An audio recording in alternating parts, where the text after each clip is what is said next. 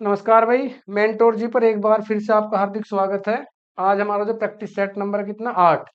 ये जो हमारा प्रैक्टिस सेट नंबर 8 है, ये कब हुआ पेपर? ये पेपर हुआ हमारा 22 तारीख दूसरा महीना सन 2024। इससे पहले जितने भी हमने सेट कराए हैं 7 के 7 सेट, वो 2024 में जो भी पेपर हुए हैं उसी हिसाब से हम कराते आ रहे हैं। तो आज जो सेट है वो है 22 तारीख दूसरा महीना सन 2024 में सुबह वाली शिफ्ट का है ना, पहली शिफ्ट का। इसके भी पूरे 20 के 20 सवाल हम आपको कराएंगे। पहले सवाल से स्टार्ट करते हैं भाई। पहला सवाल है हमारा, एक निश्चित धनराशि पर 3 वर्षों के लिए प्राप्त साधारण ब्याज 1782 है। इस धनराशि पर समान ब्याज की दर पर 10 वर्ष के लिए प्राप्त साधारण ब्याज कितना है? 3 साल का ब्याज दे रखा है और हमसे 10 साल का ब्याज पूछा है। 3 वर्षों के लिए जो ब्याज है वो कितना भी है? 1782। साधारण ब्याज क्या होता है भैया? साधारण ब्याज हर साल बराबर। अगर 3 साल में हमें 1782 रुपये ब्याज प्राप्त हुआ तो एक साल में कितना? 1782/3। 3 पंजे 15, हासिल लगा एक। 3 पंजे 15 बचा 2, 3 सत्ते 21, 3 निम 27, बचा 1 और 3 चौक 12। एक महीने का, सॉरी, एक साल का ब्याज आया 594। तो हमसे कितने साल का पूछा भैया? 10 से मल्टीप्लाई कर देंगे इसे। 5940, 5940। ऑप्शन नंबर डी बिल्कुल आसान है। 3 साल का दिया हुआ है, पहले एक साल का निकाल लो और फिर उसे क्या है, 10 साल से मल्टीप्लाई कर दो भाई। यदि किसी वस्तु का अंकित मूल्य 4500 रुपये और विक्रय मूल्य 3900, बिल्कुल आसान है, हर शिफ्ट में आ रहे हैं यार। भाई अंकित मूल्य यानी एमपी है, और विक्रय मूल्य यानी एसपी यानी सेलिंग प्राइस, जितने में बेचा। जो उस पर लिखा हुआ है वो लिखा हुआ भैया हमारा 4500 रुपये, और उसने जो बेच दिया भैया वो बेचा 3900 रुपये में। 4500 रुपये की चीज 3900 में बेच दी भैया। कितने का नुकसान उठाया आपने?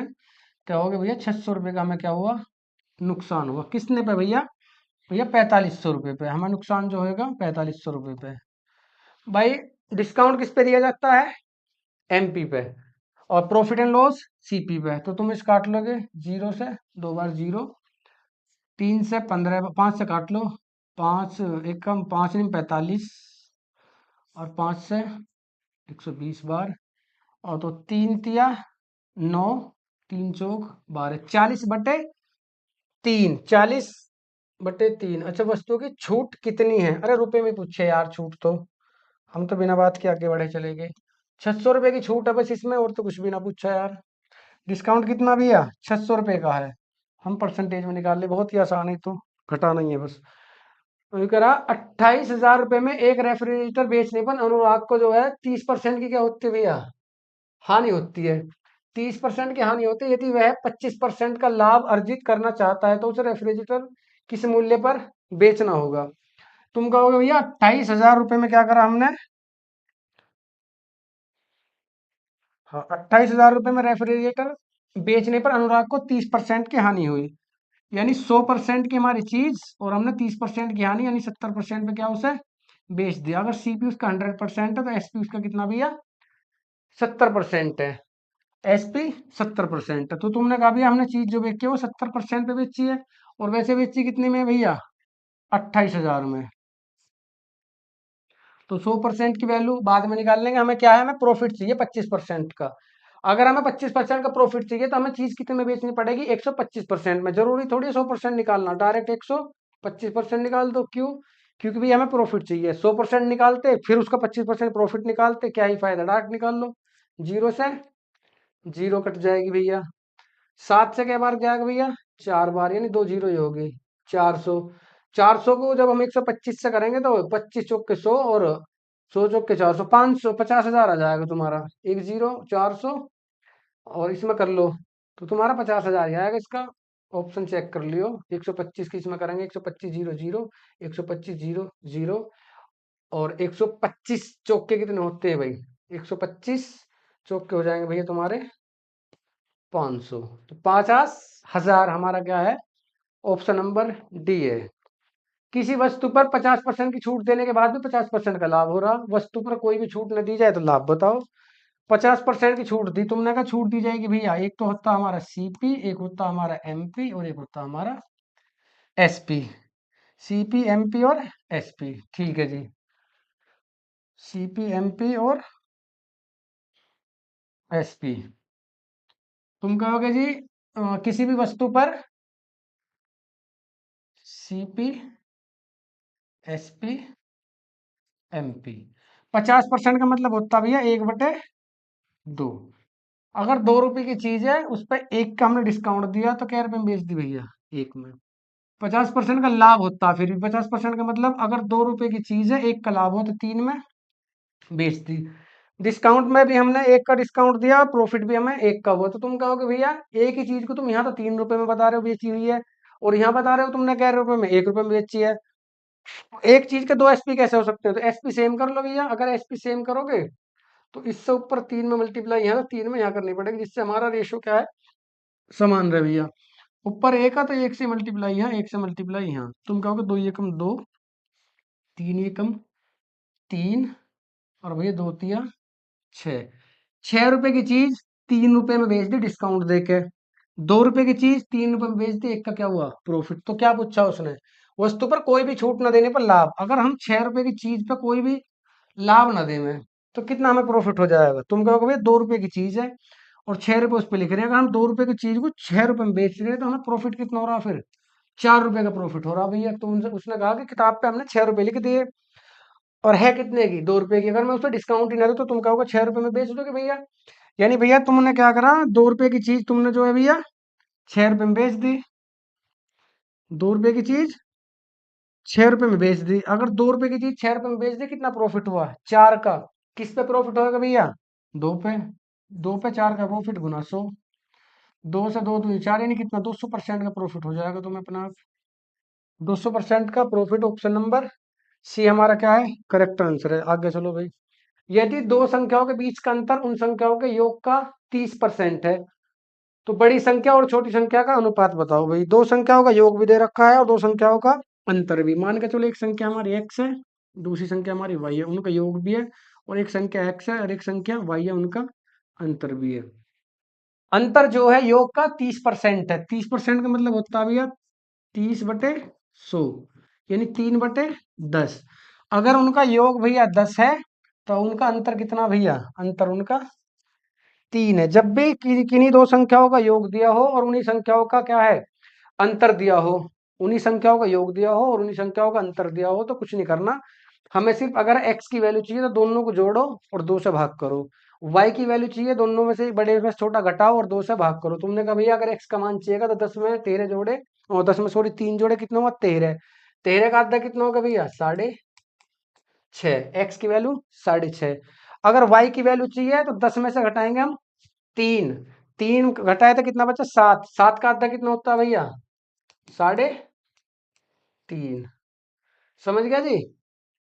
अगर दो संख्याओं का योग दिया हुआ है और उन्हीं दो संख्याओं का क्या है, अंतर दिया हुआ है।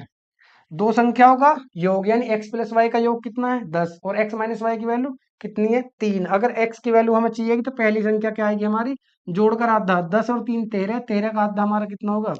तुमने कहा भाई x की वैल्यू कब आएगी, भाई जोड़कर आधा, 10 और 3 13, 13 का आधा होता है 6.5। x की वैल्यू आ गई जी। y की वैल्यू क्या भैया, घटा के आधा, 10 में से 3 गए 7, 7 का आधा कितना होता है भैया, 3.5। क्या पूछा तुमसे, हमसे पूछा भाई छोटी संख्या, बड़ी संख्या और छोटी संख्या का अनुपात बताओ। पहले बड़ी संख्या लिखे तो बड़ी लिखे तो 6.5, फिर छोटी संख्या लिखे, छोटी संख्या 3.5। पॉइंट से पॉइंट हट जाएगा, 5 से कितनी बार जाएगा, 13 बार। 5 से कितना बार जाएगा, 7 बार। 13 ने 100 7, ऑप्शन नंबर डी है जी हमारा। अगले क्वेश्चन की तरफ चलो। अगला क्वेश्चन है जी, एक्स डब्ल्यू और एक्स मिलकर एक काम को 40 दिन में करते हैं। डब्ल्यू और एक्स मिलकर एक काम को 40 दिनों में पूरा कर सकते हैं। एक्स और वाई मिलकर 60 दिनों में पूरा कर सकते हैं। डब्ल्यू, एक्स और वाई सभी एक साथ मिलकर काम करते हैं तो वह 30 दिनों में काम पूरा करते हैं। डब्ल्यू और वाई को मिलकर उसी काम को करने में कितने दिनों का समय लगेगा जी, कितने दिन लगेंगे? तुमने कहा क्या दे रखा भैया, डब्ल्यू और एक्स। डब्ल्यू, डब्ल्यू, अरे बबलू, डब्ल्यू प्लस एक्स अगर एक साथ मिले तो कितने दिनों में काम पूरा होगा भैया, 40 दिनों में पूरा हो सकता है। एक्स और वाई, एक्स प्लस वाई अगर एक साथ मिलकर काम करें तो पूरा काम कितने दिनों में करेंगे भाई, 60 दिनों में। आगे दे रखा हमें भैया क्या है, डब्ल्यू एक्स वाई तीनों मिलके कितने दिनों में करेंगे। डब्ल्यू है, एक्स है और वाई है, अगर तीनों एक साथ मिल जाए, डब्ल्यू एक्स वाई तीनों एक साथ मिलके कितने दिनों में करेंगे भाई। डब्ल्यू प्लस एक्स और प्लस वाई तीनों मिलकर कर रहे हैं भैया 30 दिन में। काम हमारा कितना आ जाएगा, तुमने कहा भैया काम आया हमारा 40, 60 और 30 का एलसीएम यानी 120। टोटल काम है अगर हमारा 120। डब्ल्यू और एक्स 40 दिन में पूरा कर सकते हैं, तो एक दिन का काम कितना भैया, 3। वाई प्लस जेड 60 दिन में कर रहे हैं, तो एक दिन का काम कितना, 60 दूनी 120। डब्ल्यू एक्स और वाई तीनों का एक दिन 30 दिन में काम पूरा कर सकते हैं, तो एक दिन में कितना करेंगे भैया काम, 4। तो तुम कहोगे भैया ये वाला जो काम है ये किसका है, डब्ल्यू प्लस एक्स का, एक दिन का काम। ये भैया एक्स प्लस वाई का एक दिन का काम। और अगर हम इस वाले को ले रहे हैं भैया डब्ल्यू एक्स और वाई तीनों का एक दिन का काम, तो तुम कहोगे भैया डब्ल्यू और एक्स का एक दिन का काम कितना है, 3। डब्ल्यू और एक्स का एक दिन का काम कितना है, 3। डब्ल्यू प्लस एक्स और प्लस वाई। डब्ल्यू और एक्स का एक दिन का काम है 3, और उनके साथ में अगर वाई आ जावे तो फिर काम हो जाता है कितना उनका एक दिन का, 4। तो तुम कहोगे भैया वाई का एक दिन का काम कितना है, 1। भाई डब्ल्यू और एक्स का काम एक दिन का 3 है, डब्ल्यू एक्स और वाई तीनों का 4 है। जब डब्ल्यू और एक्स एक साथ है तब तो 3 काम कर पा रहे हैं, जैसे ही वाई उनके साथ आया तो 4 काम कर पा रहे हैं। इसका मतलब वाई कितना काम कर रहा, एक काम कर रहा है। और भैया तुमसे जो है, अगर वाई एक काम कर रहा है, वाई और जेड दोनों मिलकर कितना काम कर रहे हैं भाई, 2। अगर वाई एक काम कर, वाई जेड नहीं, एक्स और वाई अगर एक साथ काम कर रहे हैं तो कितना काम कर रहे हैं, 2। एक्स और वाई मिलकर काम कर रहे हैं 2, जिसमें वाई कर रहा है 1। तो एक्स का भी एक दिन का काम कितना हो जाएगा भैया, 1। वाई और एक्स का दोनों का कितना है, 2, जिसमें वाई का 1 है, तो फिर एक्स का भी 1 हुआ। डब्ल्यू और एक्स एक दिन में कितना काम कर रहे हैं भैया, 3, जिसमें से एक्स का एक दिन का काम कितना है, 1। डब्ल्यू और एक्स का दोनों का काम है 3, और जिसमें अकेला एक्स का काम है 1, तो डब्ल्यू का काम कितना हो भैया, 2। अब करवा लो किससे करवाना है। डब्ल्यू और वाई मिलकर उसी काम को पूरा करने में कितना दिन लेंगे, काम तो अब भी उतना ही है भैया, काम 120। किससे करवा रहा भैया, डब्ल्यू और वाई। डब्ल्यू का एक दिन का काम है 2 और वाई का काम एक दिन का 1, तो दोनों एक दिन में कितना काम करेंगे, 3। 3 चौक 12, 40। दोनों मिलकर उस काम को जो है 40 दिन में कर देंगे। ऑप्शन नंबर 1 हमारा आंसर। अगले पे चलो भाई, लास्ट में करेंगे बार वाला। पहले आगे चलो। 1 किलोग्राम गेहूं के मूल्य में 50% की वृद्धि हुई। 1 किलोग्राम गेहूं के मूल्य में 50% की क्या है, वृद्धि हुई भाई। और वृद्धि रुपए में हुई है 50 की, प्रतिशत किलोग्राम का नया मूल्य बताओ। 50% की वृद्धि का मतलब क्या है, 50% का मतलब होता है 1/2। 50% का मतलब 1/2। तो तुम कहोगे वृद्धि अगर रेट है पहले उसका 2, तो 1 की वृद्धि हुई तो उसका रेट नया रेट होगा 3। और वैसे वृद्धि कितनी है भैया, वैसे वृद्धि दी गई है 25। वृद्धि है तो 1 यूनिट की, और वैसे वैल्यू दी है भैया 25, यानी 1 यूनिट का मतलब है 25 रुपए।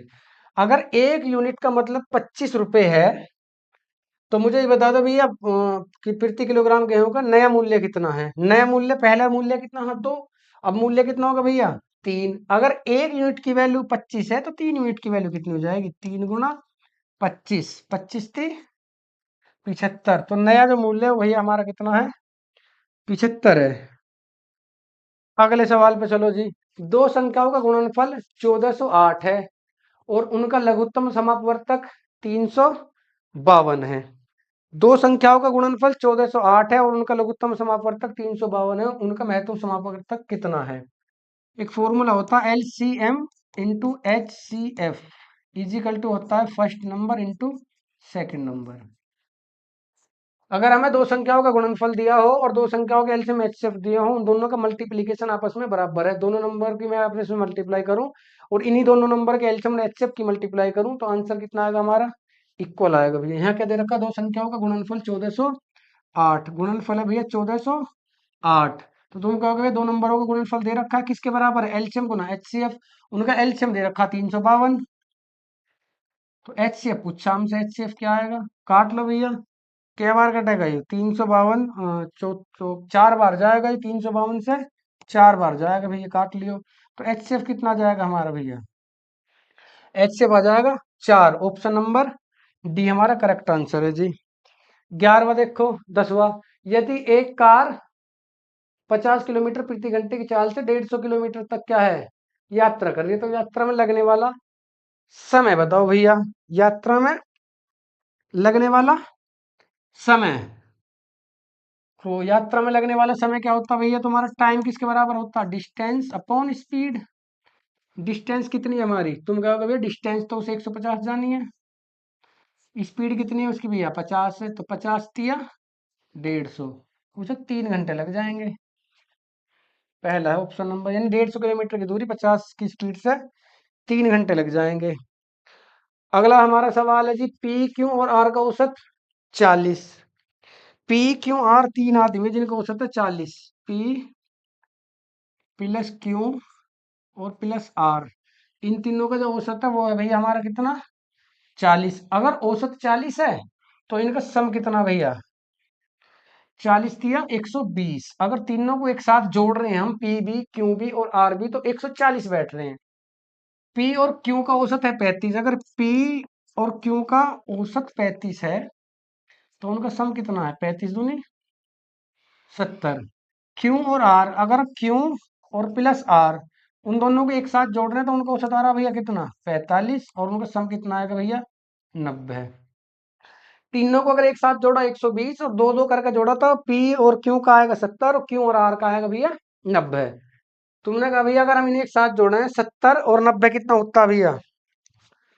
70 और 90 होता भैया 160। इनका इस वाली इक्वेशन का अगर मैं सम करता हूं तो ये आएगा भैया 160। कितना? 160। अच्छा 160 क्यों आया? तीनों का जो सम का इन दोनों का जो हमने सम करा 70 और 90 होता है 160। पी प्लस क्यू और Q plus R, P Q Q R एक साथ जोड़ा तो 160 आया। 160 का मतलब इस वजह से आया कि तुमने भैया क्यू को यहाँ भी जोड़ लिया और क्यू को यहाँ भी जोड़ लिया। क्यू को तो हमने क्या है 2 बार जोड़ा, जबकि हमें जोड़ना कितना है? 1 बार। तो 160 बना हमारा। टोटल सम तो बचना चाहिए 120, लेकिन सम बना हमारा 160। 160 क्यों बना भैया? तुम कहोगे भैया 160 में हमने जो है क्यू को 2 बार जोड़ लिया। अगर मैं 120 इसमें से घटा दूं तो कितना आया हमारा? 40। 40 क्या है? हमने 40 फालतू जोड़ लिया। फालतू कितना जोड़ लिया भैया? 40। और वैसे हमने जोड़ा क्या है इसमें? हमने जोड़ा है भैया इसमें क्या? क्यू को 2 बार जोड़ा है, तो 40 फालतू जोड़ा है, इसका मतलब क्यू को 2 बार जोड़ा है। तो 40 किसकी वैल्यू है? क्यू की। तो हमसे पूछा क्या? क्यू का ही मान पूछा है, तो इसका आंसर आएगा भैया 40। एक निश्चित धनराशि पर 6% वार्षिक ब्याज की दर पर 2 वर्षों के लिए साधारण ब्याज 960 रुपए है। समान अवधि और समान ब्याज दर पर समान धनराशि पर चक्रवृद्धि ब्याज वार्षिक रूप से संयोजित कितना होगा?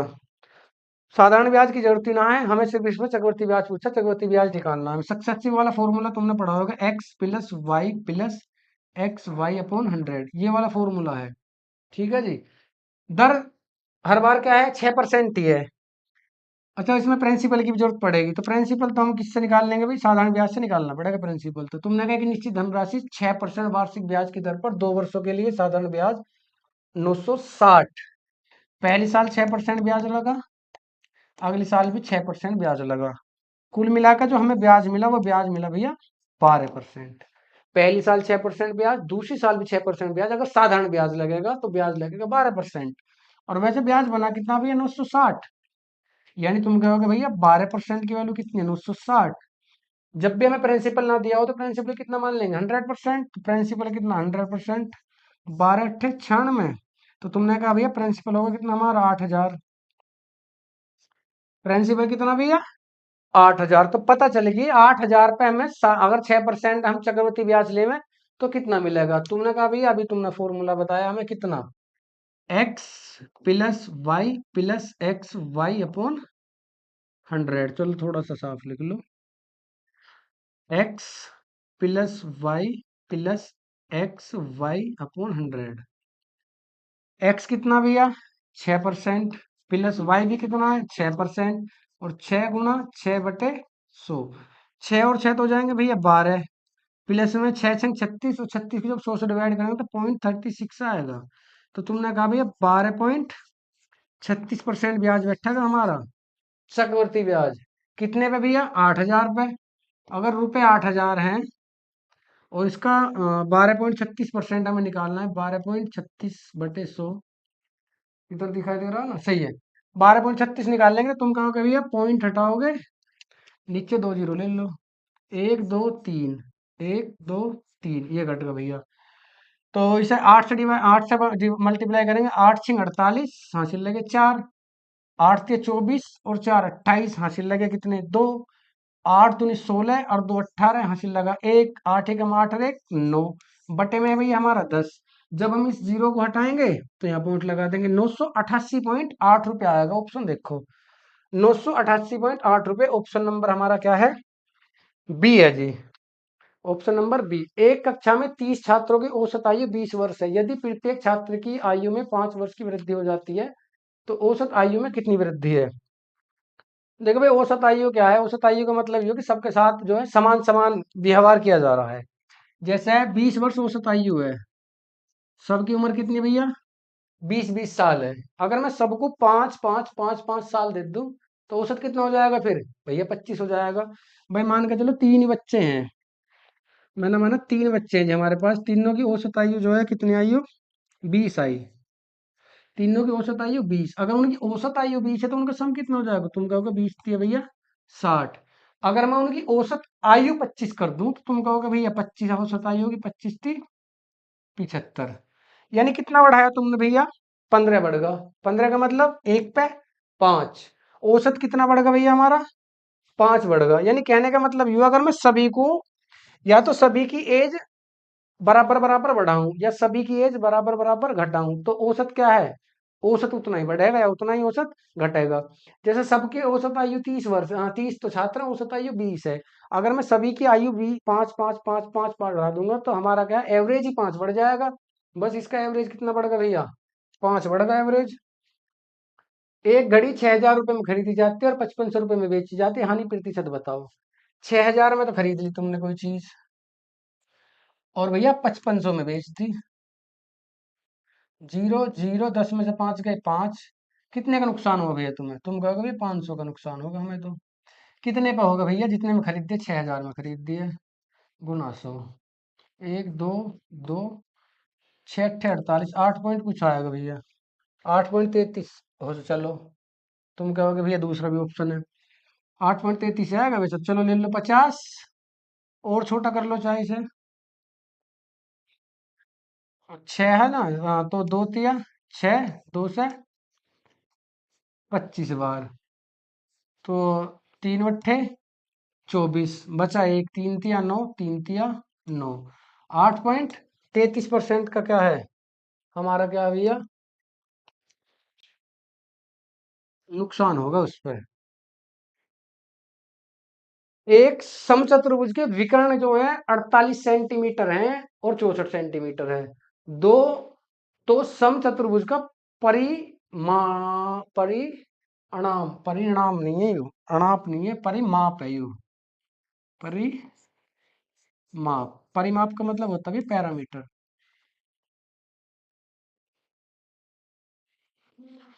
पैरामीटर। समचतुर्भुज क्या होता है भैया, समचतुर्भुज होता है हमारा जिसकी चारों भुजा क्या हो आपस में बराबर हो गई, जिसे इंग्लिश में हम टाइट बोलते हैं जी इंग्लिश में से। ठीक है जी। विकर्ण क्या होते हैं इसके, विकर्ण भैया ये होते हैं, ये वाली लाइन, उफ, एक तो ये होगा इसका विकर्ण भैया, और एक ये वाला क्या इसका विकर्ण होगा। इसकी चारों साइड तो बराबर होते हैं लेकिन इसके दोनों विकर्ण क्या है, आपस में बराबर नहीं होते। दूसरी बात इसमें ये है, जहां भी विकर्ण आपस में डिवाइड करेंगे ना, आपस में जहां भी कट करेंगे तो दोनों विकर्ण आपस में आधे आधे हो जाएंगे। जितनी वैल्यू इसकी है ना इतनी वैल्यू इसकी, और जितनी वैल्यू इसकी है इतनी वैल्यू इसकी है। दूसरी बात एक और है, जहां भी ये कट करेंगे सारे जो है 90 90 डिग्री, यानी 90 90 अंश का क्या है, कोण बनेगा जी। ठीक है जी, तुमने कहा 90 90 अंश का क्या है, कोण बनेगा। ये वाली लाइन होगी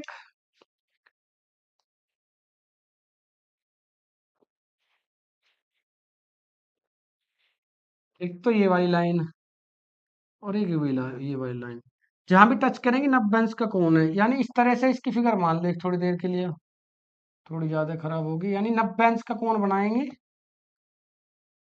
इस तरह से तुम्हारा, तो तुमने कहा भैया ये 90 अंश का कोण है। पाइथागोरस थ्योरम किसी ने भी पढ़ी होगी, तो तुम कहोगे भैया ये ए है, ये बी है और ये सी है। तो तुम कहोगे ए बी का स्क्वायर प्लस बी सी का स्क्वायर बराबर होता है भैया ए सी का स्क्वायर। यानी आधार का वर्ग प्लस लंब का वर्ग बराबर होता है कर्ण के वर्ग के। तो तुम क्या होगे भैया, अगर इसका विकर्ण एक 64 है और तुमने भी बताया है कि आधा आधा हो जाएगा, अगर 64 है तो ये 32 है, ये भी 32 हो जाएगी लाइन। ये अगर 48 है तो 24 ये हो जाएगी, 24 ये हो जाएगी। तो कोई सा भी एक इसमें हमने जो है ट्राइंगल उठा लिया, एक त्रिभुज उठा लिया, ये वाला मान लो। तो ये 90 डिग्री है, 90 डिग्री के सामने वाला क्या होता है भैया, कर्ण होता है। तो तुमने कहा भैया मान के चलो ये लाइन 32 है, ये वाली लाइन कितनी है हमारी 24 है। यानी 32 का स्क्वायर प्लस 24 का स्क्वायर बराबर हो जाएगा किसके, कर्ण के स्क्वायर के। यानी ये वाली लाइन आ जाएगी। तुमने कहा भैया 24 का स्क्वायर प्लस 32 का स्क्वायर। 24 का स्क्वायर होता भैया कितना, 24 चौके 96, 9 24 दूनी 48 और 10 58 और एक कम करो 57 प्लस 32 दूनी 64, 32 दूनी 64 हासिल लगे 6 और 32 थी 96 और 6 102, 1024, 1024। अगर हम इन्हें एक साथ जोड़ेंगे तो ये हो जाएगा भैया 6 और 4 10 हासिल लगा 1 7 और 2 9 और 1 10 हासिल लगा 1 5 और 1 6 1600। 1600 क्या है भैया, यू अंडर रूट के अंदर आएगा 1600। 1600 भैया किसका स्क्वायर रूट है, 40 का। तुमने कहा भैया ये वाली साइड आ गई हमारी कितनी 40। थोड़ी देर पहले मैंने क्या बताया तुम्हें, जो सम चतुर्भुज होता है इसकी चारों साइड बराबर होती हैं। ये भी 40 है, ये भी 40 है, ये भी 40 है और ये भी 40 है। अगर इसका पैरामीटर चाहिए, परिमाप चाहिए, तो तुम कहोगे भैया ये 40 प्लस 40 प्लस 40 प्लस 40, तो 40 दिया 120 सेंटीमीटर इसका क्या है, परिमाप हो जाएगा जी। अगर 120 सेंटीमीटर क्या है इसका परिमाप। निम्नलिखित में से कौन सी संख्या 9 से विभाज्य नहीं है, कौन सी संख्या 9 से डिवाइड नहीं हो सकती। 9 का डिविजिबिलिटी रूल क्या है, विभाजकता का नियम क्या है, जिन संख्याओं का सम अगर 9 से डिवाइड हो जाएगा वो संख्या भी 9 से डिवाइड हो जाएंगी। चेक करो सम कैसे, 8 और 7 15, 5 20 और 7 27। 27 क्या हमारा 9 से डिवाइड हो जाएगा, हाँ जी, ये तो संख्या 27 9 से डिवाइड हो जाएगी। 8 और 1 9, 9 और 4 13, 13 और 5 18, 18 9 से डिवाइड हो जाएगा जी। ये वाली संख्या भी 9 से डिवाइड हो जाएगी। इसे देखो 6 और 3 9, 9 और 5 14, 14 और 8 कितना होता 22, 22 9 से डिवाइड हो जाएगी नहीं। तो हमारा आंसर भैया ये चेक करो इसे भी, 7 और 3 10 और 8 18, 18 और 9 27 ये भी हो जाएगी।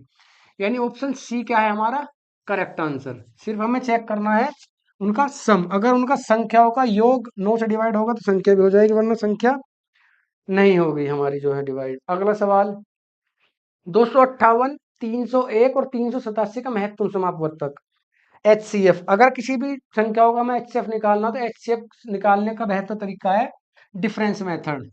258, 301 और भैया 387। ठीक है जी, इनका दो दो संख्या है जिनका बीच का डिफरेंस सबसे कम हो ना उसे लो। तुम कहोगे किस किस के बीच का डिफरेंस सबसे कम आएगा, इन दोनों के बीच का डिफरेंस आएगा भैया 86 और इन दोनों के बीच का डिफरेंस कितना आएगा, थोड़ा कम आएगा जी। चलो घटाओ, तुमने कहा 301 में से जी 358 घटा दो, 258 घटा दो, 301 में से 258 घटाओ, यहाँ से चली धाई 11, 11 में से 8 गए, 3 यहाँ बचा 9, 9 में से 5 गया 4, 43 आया जिनका डिफरेंस। या तो डिफरेंस इसका HCF है या डिफरेंस के भी फैक्टर। अब तुम कहोगे भैया 43 तो अभाज्य संख्या है, इसका तो कोई फैक्टर नहीं हो सकता, इसका मतलब 43 इसका HCF है। फिर ऑप्शन नंबर सी क्या है हमारा, ऑप्शन नंबर सी का है करेक्ट आंसर है भैया हमारा। ऑप्शन नंबर सी हमारा करेक्ट आंसर है जी। आगे चलो 19वां कह रहा है अमर सचिन से 10% अधिक कुशल है। 10% अधिक कुशल का मतलब अमर जो है सचिन से 10% अधिक काम कर सकता है जी। तो तुम कहोगे अमर सचिन से, यहाँ होगा भैया अमर और यहाँ होगा भैया सचिन। 10% का मतलब होता भैया 1/10। अमर जो है सचिन से अधिक कुशल है। अगर सचिन 10 काम करेगा तो अमर एक अधिक यानी 11 काम करेगा। यदि सचिन अकेला किसी काम को 44 दिन में कर रहा सचिन एक दिन में कितने काम कर रहा है 10, तो 44 दिन में कितना काम करेगा, तुमने कहा भैया 44 गुना 10 यानी 440 काम करेगा। तो अमर अकेला काम को कितने दिन में पूरा करेगा, उसने कहा भैया अगर 440 ही काम हो और हम किससे करवाएं, अमर से, अमर एक दिन में करता 11, 11 चौक 44 यानी कितने दिन ले जाएगा ये भैया, 40 दिन ले जाएगा। ऑप्शन नंबर डी का है करेक्ट आंसर है। आगे चलो भाई, एक्स वाई 11 5, तो एक्स माइनस वाई और एक्स प्लस वाई का मान बताओ। एक्स की वैल्यू 11 और वाई की वैल्यू 5, एक्स की वैल्यू 11 और वाई की वैल्यू 5, एक्स माइनस 11 में से 5 गए 6, एक्स की वैल्यू 11 और वाई की वैल्यू 5, 11 5 16, 2 तिया 6 और 2 अट्ठे 16, 3 8, ऑप्शन नंबर 1। चलो भाई नेक्स्ट क्वेश्चन की तरफ चलो। नेक्स्ट क्वेश्चन क्या है हमारा, नेक्स्ट क्वेश्चन है भाई 12 वाला रहेगा क्वेश्चन हमारा शायद, उसे देखते हैं 12 वाला क्वेश्चन कौन सा है। 12 वाला क्वेश्चन हमारा ये रहा भैया 0.41, इसे चेक कर लूंगा मैं, एक पे बार है या दो पे। चलो भाई जितने पे भी बार है या नहीं है उसे छोड़ो, अब जो है चेक करेंगे हमारा 0.41, 0.41 और हमारा जो बार है वो है भैया एक पे, कितने पे बार है, एक पे बार है। अगर एक ही नंबर पे बार है तो हम क्या करेंगे, हम लिखेंगे भैया 0.41 और 1 पे बार है। हम अगर एक ही नंबर पे बार है, दूसरा नंबर वो है जिस पे बार नहीं है, तो उसके लिए क्या करेंगे, हम पूरा नंबर लिखेंगे और जिस पे बार नहीं है उसे घटाएंगे, जैसे 4। ठीक है जी, जितने पे बार है उतना लिखेंगे 9 और जितने पे बार नहीं है उतने लगाएंगे हम 0। 41 में से 4 गए 37 और बटे में क्या बचेगा हमारा 90। 33/90 दे रखा है, इसे काट लेंगे, इसे करेंगे हम भैया 37/90। 37/90 क्या है हमारा भैया, करेक्ट आंसर आ जाएगा 37/90। इसमें थोड़ी टाइपिंग मिस्टेक है हल्की सी, इस वाले में एक दो क्वेश्चन में है थोड़ी हो रही है टाइपिंग मिस्टेक। तो प्रैक्टिस सेट नंबर जो आज हमने करा है वो कितना है भैया, हाँ जी प्रैक्टिस सेट नंबर है हमारा आज 8, जो हमारा पेपर हुआ ना 22 तारीख दूसरा महीना सन 2024 सुबह वाली शिफ्ट में, उसके 20 क्वेश्चन हमने आपको कराए हैं आज। अब सेट नंबर 9 जो है वो कराएंगे कल। तो भाई आज